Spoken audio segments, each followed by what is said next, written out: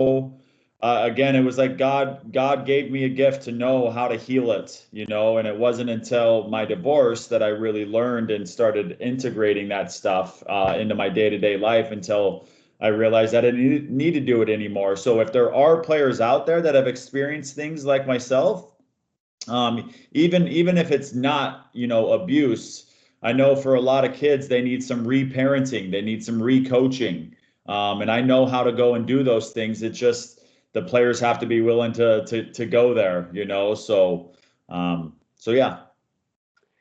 See, our group largely is deals with minor hockey, Yep. and I know when I've worked with elite players, it's it hasn't been a case of dealing with issues, personal, deep-seated, rooted issues. And but in minor hockey, you mentioned the parenting factor, and I think families and relationships, and the fact you had a divorce, Yep. and that seemed to be a turning point where you sort of came to grips with who you were. Mm-hmm. And you mentioned you you thanked your wife. You feel she supported you, Yep.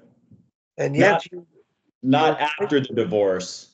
That was after I had an affair yeah, all the way back in like the summer of 2012, 2011. But she stayed with me, and then that's when the talk therapy really increased in intensity. yeah. And you know, again, had she not stayed with me, who knows? Hi, Tom. Good morning. Good morning.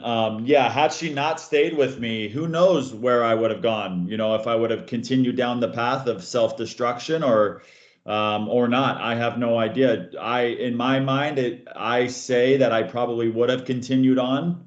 But it was that decision that made me realize the choices I'm making and the impact it has on those closest to me, you know.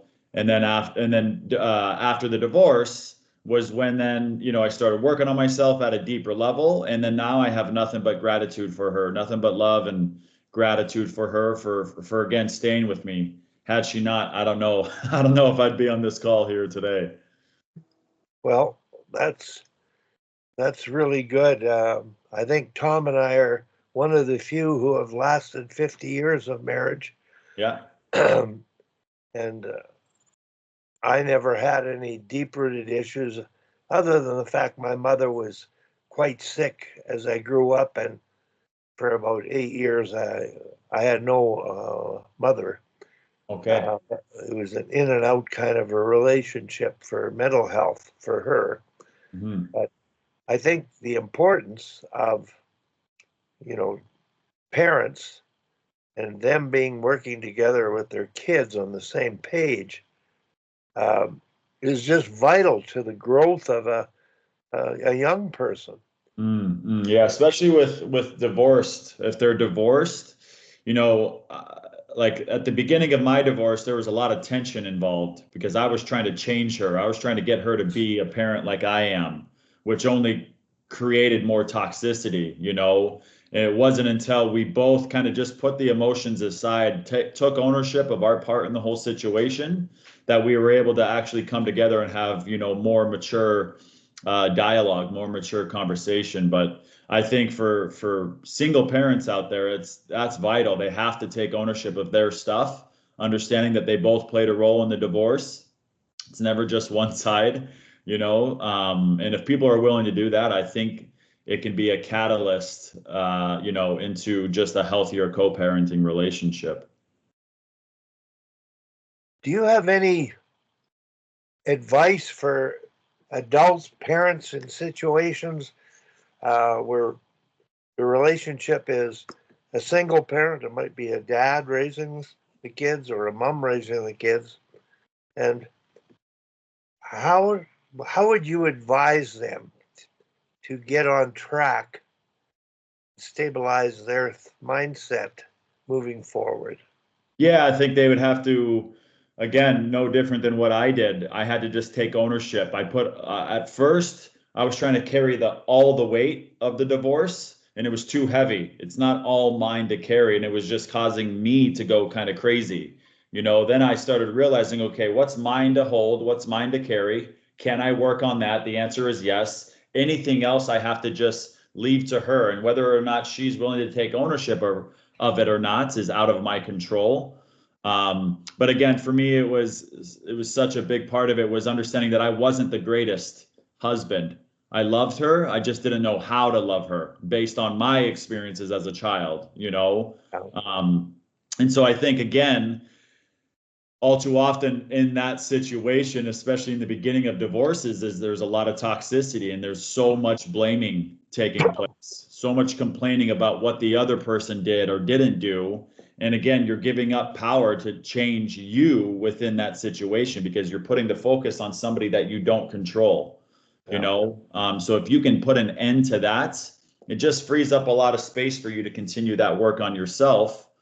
Again, any type of, if it's a relationship or if it's an ending of a marriage, on both sides, it's both individuals have to be willing to work on themselves. And if they're not, and if they're going to continue to cast blame on the other, then the situation is going to remain toxic, regardless of if they're in relationship or out of relationship. Does that make sense? Yep, it does. I'm trying to relate my own personal childhood. I didn't have abuse in my childhood, but I didn't have the stability of being a mother, having a mother raise me, being a part of the family. And actually, as you talk and throughout reading about you, I really believe I never really learned to love. Yeah. And demonstrate that love and live that love with my family. Yeah. Because chances are then you were, back then, especially, when you were growing up too, it was still kind of that same mind frame of suck it up, move on, let it go. So you only had your father then. And most men don't know how to be feminine. And what I mean by that is most men don't know how to be soft and hug and love their children.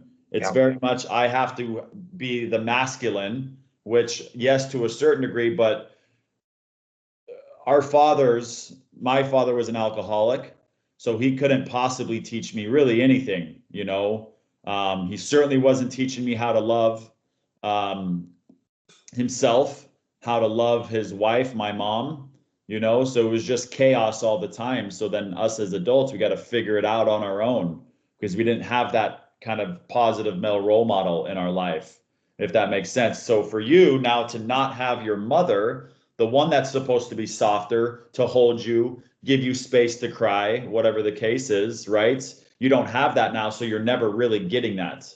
Yeah. And so many men are disconnected or suppressed because it's deemed weak to speak on the fact that we are human too and we have emotions no different than women do.